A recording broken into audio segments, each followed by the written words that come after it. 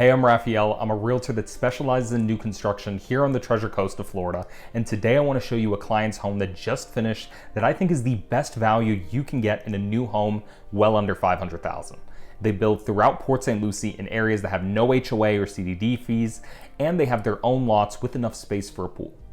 So this is actually their most popular model and is called the Melissa by Monna Homes. The Melissa is going to give you 2,232 square feet under air, 4 bedrooms and 2.5 bathrooms, and you have the option for a front porch if you like that design and would use the space.